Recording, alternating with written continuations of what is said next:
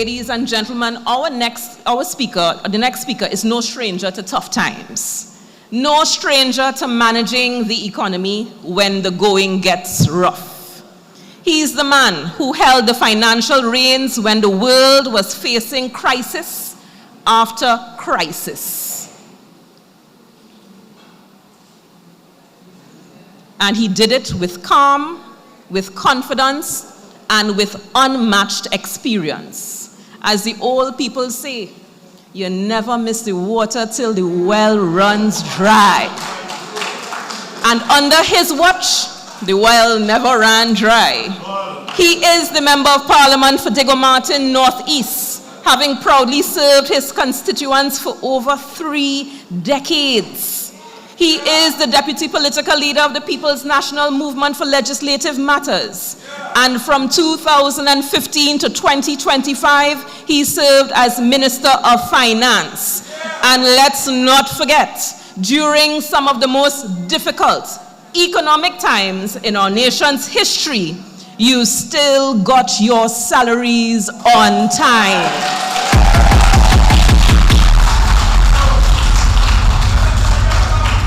The country stayed afloat and our economy stayed steady. Please join me, put your hands together and help me welcome a true servant of the people, a guardian of our economy, the Honorable Colm Imbert.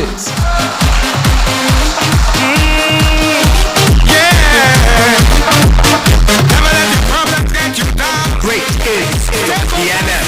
And hold your ground, because what will kill you should make you stronger. So my problem is like steroids, I get my doses from all kinds of sources, and all of them still can't kill me now. You see, them stick me on the high, so right now we storm them just like taboo.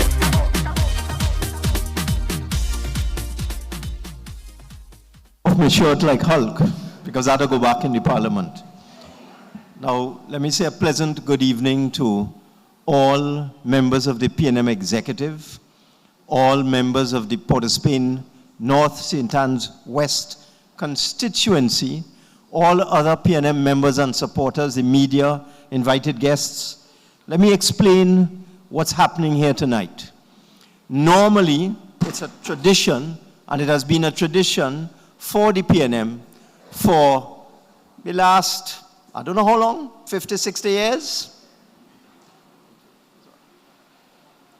50 or 60 years, the PNM would go to Pigot's Corner in Belmont and deal with the budget.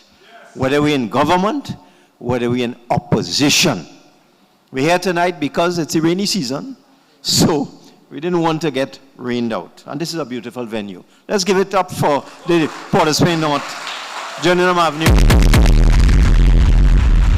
Also, we don't trust the UNC, so the rest of our members have stayed in the Parliament because we don't know what they're up to.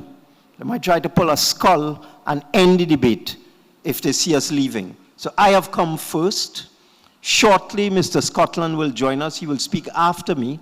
And then your very own Member of Parliament will speak after Mr. Scotland, and then the political leader will speak. So we're doing it in stages. As I leave, Mr. Young will come, and so on. So let me see if I could break down this budget for you.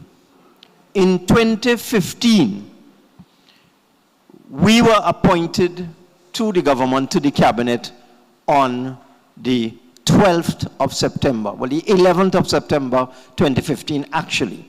But the first working day was the 12th of September, 2015. That's the first day all of us went into our offices as ministers in 2015. The budget was read on the 5th of October. So just about 3 weeks after we were appointed, we had a fully functional budget. These people have been in office for 5 months, and they still can't get it right. In fact, they are 2 weeks late with this budget debate. And one of the things we suspect they may try to do, which they did in 2010, is to keep running us right through to 6 o'clock in the morning. to make sure the people don't hear what PNM MPs have to say. But it's all right. They did that in 2010, and we still beat them. It doesn't matter whether we have to talk at 2 o'clock, 3 o'clock, 4 o'clock, 5 o'clock, 6 o'clock. We will still give them thunder in this parliament tonight. Now, this budget has been described by the political leader as fake and fraudulent. And there's no two ways about that. What I find so interesting, you have these people up at the university, the people who write in the papers all the time. When we're in government, any little thing we do, they jump out one time. They're going on TV, they're going on radio, they write an article. You realize they're quiet like a mouse?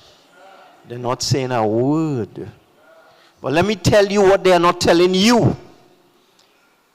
This budget is really a fraud. It is a fraud. In last year, 2025, the government collected $50 billion in revenue, a total of $50 billion, and spent $59 billion. So there was a shortfall between income and expenditure of $9 billion. We had projected it to be 5, they add 4, because they just don't know what they are doing. In this budget 2026, these fraudsters are predicting that they will collect $5 billion more than they collected last year. How they're doing that, I don't know. And they're going to spend the same amount of money, $59 billion. So in this year's budget, they're saying revenue will be $55 billion, expenditure $59 billion, the same amount as last year. Let me tell you the skullduggery in this budget. They have reduced the price of super gas by $1. Now, Trinidadians and Tobagonians consume 600 million liters of super gas every year. So multiply 600 million by $1, and you realize that is $600 million in income that the government just gave away. Then they have given Tobago an extra 400 million. So add the 600 and the 400, what do you get? $1 billion just disappear. But they're spending the same amount of money, $59 billion. So where that billion gone? They have had to take it from somewhere, okay? I'll start right here with Port of Spain. I got a table today, produced by the mayor, and I think it's important, and I think we have to keep beating this so that people understand what is going on in this country. Last year, the money that was allocated for the Port of Spain Corporation, the actual expenditure on wages and salaries, on goods and services, was $40 million. That's the actual amount spent by the Port of Spain Corporation. And it wasn't enough, because they squeezed back the whole back. They didn't release all the money that the corporation was supposed to get. This year, this wicked government has reduced the allocation for the city corporation from 40 million to 29 million. You believe that? They take out $11 million from the city of Port of Spain.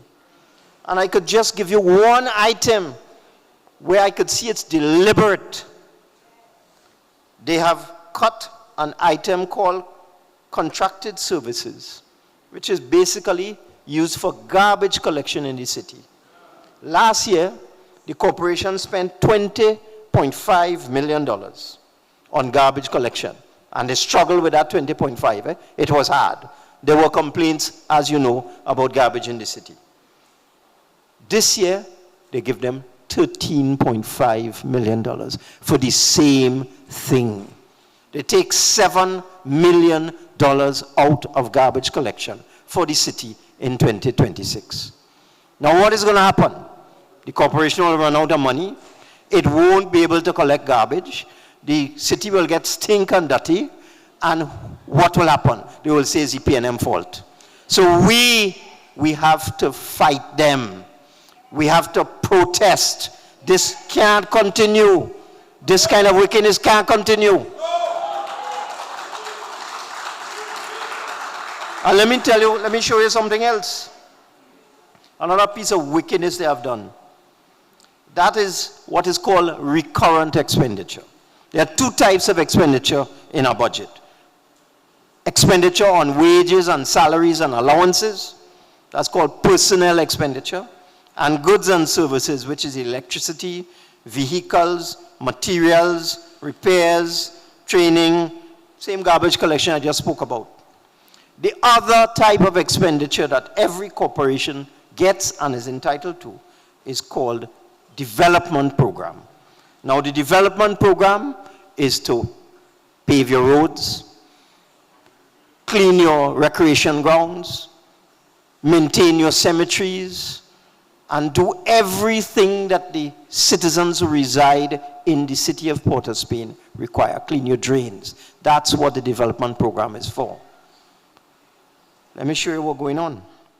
In 2025, the city of Port of Spain had an allocation of $18.2 million.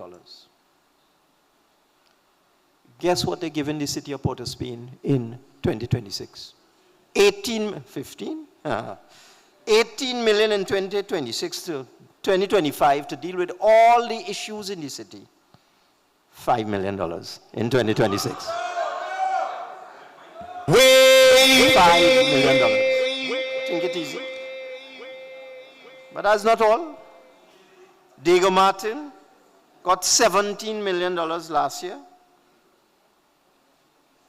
Guess how much? So they're giving them $11 million this year. They're not easy, you know. They're not easy at all. In fact, my figure's wrong. It's worse. That was Arima I was looking at. Port of Spain got $19.7 million last year. And now they're getting $4 million. $4 million. $15.6 million gone from the money to fix your streets, to clean your drains, to deal with public amenities, to deal with the development program in the city.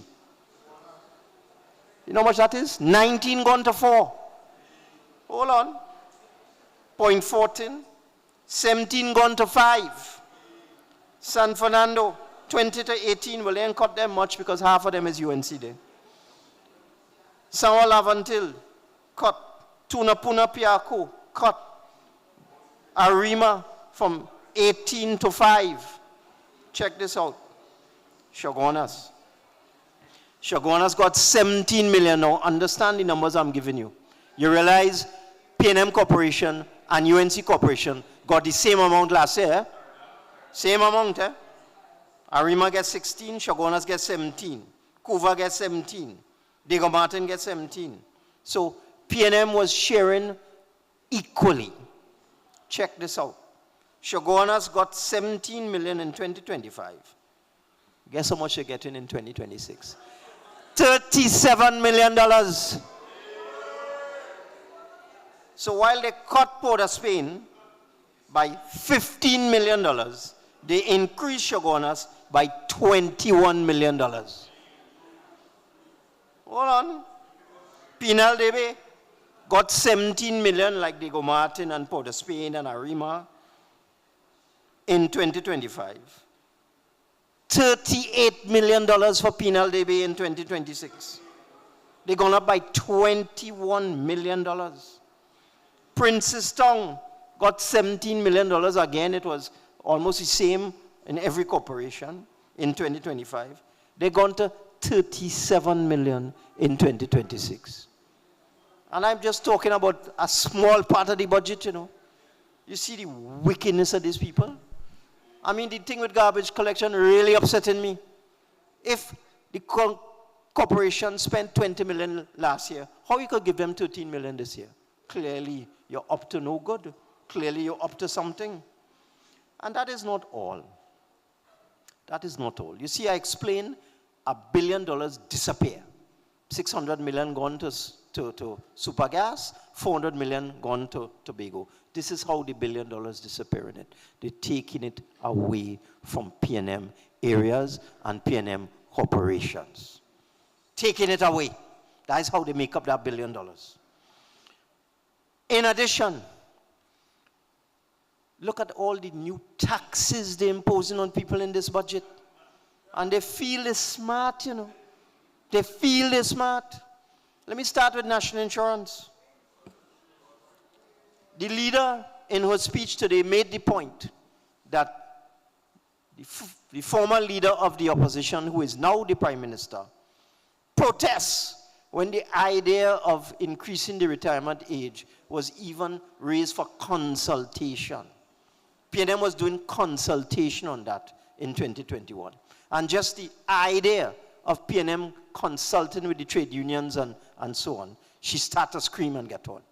And she said, no way that can happen. The UNC member for Cova South, well, he said it is the most wicked, evil, devilish thing that a government could ever do to increase the retirement age and to increase the national insurance contribution. If you see him about 3 pages, how we evil and we wicked, and he totally opposed. What they do? They consult with nobody. They ask nobody. Then tell nobody. And they're increasing your national insurance contribution by almost 50%. And let me give you the figures. The average wage in Trinidad and Tobago, average, is about $7,500 a month. That is how we picked the figure that below that is tax-free. That's how we in the PNM operated. We found out what the average wage was for people, $7,500 a month, and we made that tax-free. The national insurance contribution for somebody getting that average wage right now is $345 a month. That's the NIS for somebody getting $7,500 a month. They're raising that to $500. From $345 to $500, an extra $155. And you see this thing with the retirement age? No longer would you get a full pension of $3,000 from national insurance when you hit age 60. You had to wait until age 65 to get that. And if you retire before age 65, you're getting less. They're cutting down your national insurance pension. And what I found so incredible, because Indar Singh said it is the most anti-worker, oppressive thing he ever hear about in his life. That what he said in 2023, 2 years ago. A UNC man, the shadow minister of labor for the UNC. He said, wicked and oppressive. When that was announced, all of them, including the 2 trade unionists in the UNC parliament, they bang the table and they say, when UNC win, everybody win. You could believe that? So they're depriving you of your national insurance pension and they're increasing your contribution by $150 a month, and that is a win. They say that is a win for you. You win. Look at the thing with alcohol. I've never seen anything like that. Never. No government in the world does do that. You increase the tax on alcohol by 100%. Now what they do, you know? They increase the tax by 100%. I mean, Carib is a private company, right? Them are bothering with government, you know. Them raise price one time. A start gone from $10 to $13. One shot. Just so. 30% increase. And to tell you how these people, they're so out of touch and how they don't care. When they asked the new Minister of Finance, why you raise alcohol so much? He said that's a small increase. Nobody got bother with that. From $10 to $13, that is beer. The one that is the killer is rum. Before this budget, a bottle of White Oak, which is the most popular rum in Trinidad and Tobago, a 750 milliliter bottle of White Oak was $109. $109. They sent it up to $155. A $46 increase. And let me tell you something else about that. They put a political appointee to head Angostura. When they come in, they put a political, let's call him a frog hopper, a fella who actually was an MP for this area, Gary Hunt. They put him to run Angostura. You know the real increase in rum is supposed to be $60? Because that is the amount of tax that they raise a bottle of rum by, $60. The man only raised the thing by $46. What will happen to that next $14? I did some maths. And I worked out that Angostura is going to lose almost $60 million a year because they have not put the proper tax on rum. And it will come. That is a publicly traded company. It's on the stock exchange. You think the shareholders taking that? They're going to make Hunt raise that up to $170. You wait and see. Now what government does something like that? When the minister announced that, they all bang the table. They say, when UNC win, everybody win. So drinkers win. Ordinary people win. People who will, on a Friday evening like tonight, you have worked hard, you go and take a little drink. That is your entertainment. You take a little drink on a Friday night. Gone up by 50%. And they bang the table and they say that is a win for people in this country. They're not easy, you know. And then they disguise in taxes and telling you it wouldn't affect you. They lie. They're putting a tax on landlords. Which landlord in this country eating that? No way. Everybody who renting, your rent going up. The landlord will pass it on to you. And the landlord tax is more than the property tax, you know. It's about 50% more than the property tax, you know. They put a tax on banks. A really stupid tax, because the tax is on the assets of the bank. So banks are continuing to try to grow their business to become bigger and so on. They're punishing the banks for growing because the tax is on their assets. Okay, the bigger they get, the more they pay. So which bank will be declaring bigger assets? They must hide that. But even so, no bank ain't eating that. They will pass it on to you, the ordinary people. So rent going up, bank charges going up, interest rates going up. That is not all. They put a surcharge on electricity for everybody who has a business, whether your business small or it big. They put a surcharge on electricity. Which businessman going to eat that? You will have to pay more from any business that uses electricity. Which business don't use electricity? They put a tax on cooking gas. And the new prime minister say, that ain't no big thing. Nobody does use 100-pound cylinder. She lie. She lie. Every restaurant, every cafe, every food cart, everybody in the food preparation business, everybody who sells food to working people is use 100-pound cylinder. What country she living in? But that is why we say this is a fake and fraudulent budget. It's fake. It's fake. And whatever numbers they have inside of there, fake. And whatever projects they say they're going to do, they lie. They're not going to do them. They can't do them. And let me explain why. Because I went into this budget and look at the numbers of how they come up with all of this nonsense. There's something called debt service. If you take a loan, you have to pay back every month, an ordinary person. Well, the government is the same thing. Every month, the government has to pay back its loans. The average debt service for the last 5 years is somewhere around $11-12 billion a month. It's a big bite in the budget. It's a big amount. It makes up 20% sometimes of the national budget is debt servicing. They just take a pen. When you look, in the last 5 years, you see 11, 12, 13, 12. That's the average thing. The loans ain't going no place. The loans still there, you know. They take a pen and they reduced the 12 to 7 in the book. Just so. But they could do that, but they had to pay the loans. So they will have to pay the 12 billion. So that 5 billion has to come from somewhere, and that will come from all of you. That will come from the health service. That will come from WASA. That will come from social services. I have never seen a government do this kind of deception before. Putting bogus figures in a budget document just to look good. And that is why I am so disappointed in these university professors. The same thing I see they could see. How come they ain't talking? Why? Because they all compromise. They're all compromised.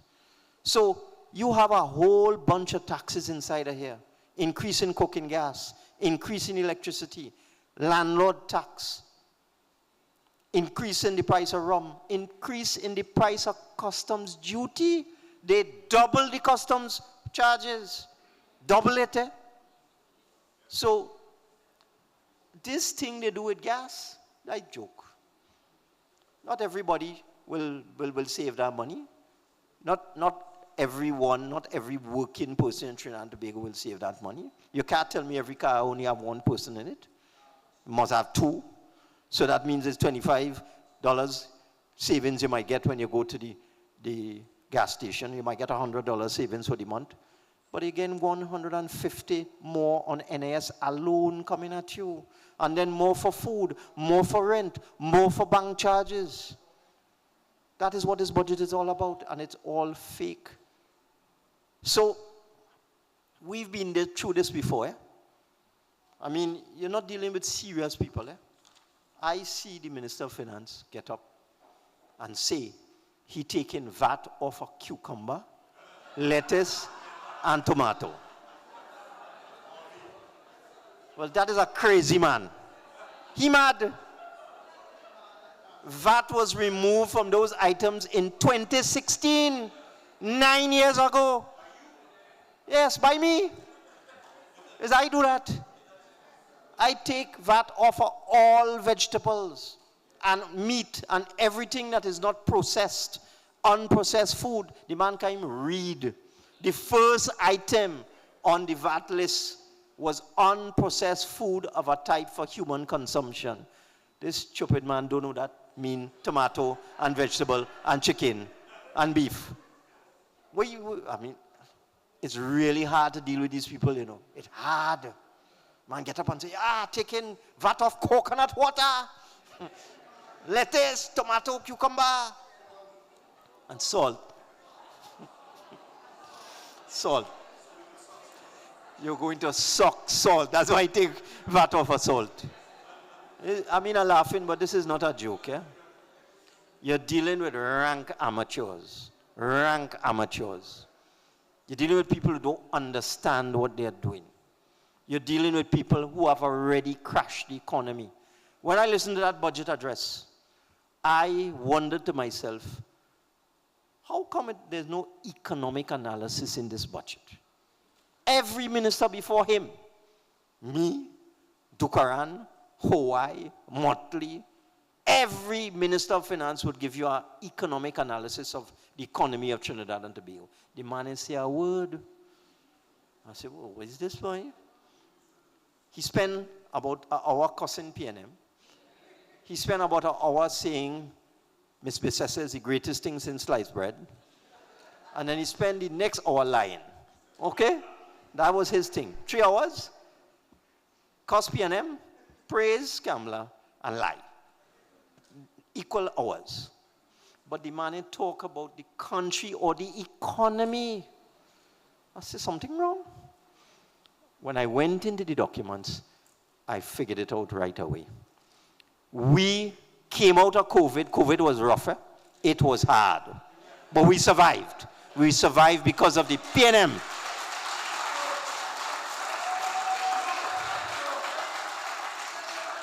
As Patricia said, we made sure during COVID, people still got paid on time.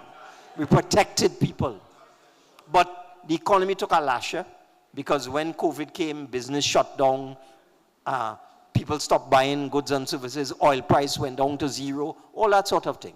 We lost about $15 billion in annual revenue. About 1/3 or 1/4 of revenue gone, but we rebuilt.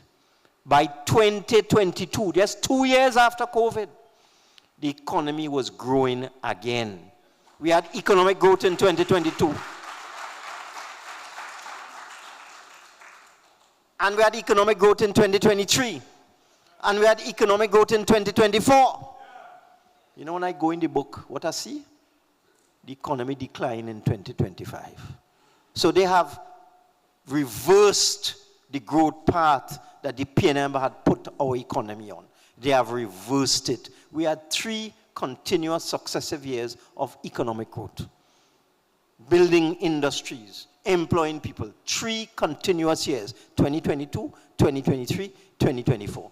2025, economy shrink under this government. And that is why they didn't talk about it. They couldn't. You think the man will get up and say that in 2025 under me, the economy declined? After 3 years of growth under Imbert, he will never say that. So this is what we are dealing with. We are dealing with a deceitful, incompetent, lying, wicked government. I mean, the wickedness you will see in the way they're dealing with the corporations. How can you explain giving the Shogunas Borough 20 million more and taking 15 million away from the Port of Spain Corporation? There's no explanation for that. It's just nastiness. So I see my colleague, Mr. Scotland. Ah, there you are. So as I said, we're doing it in shift. All right?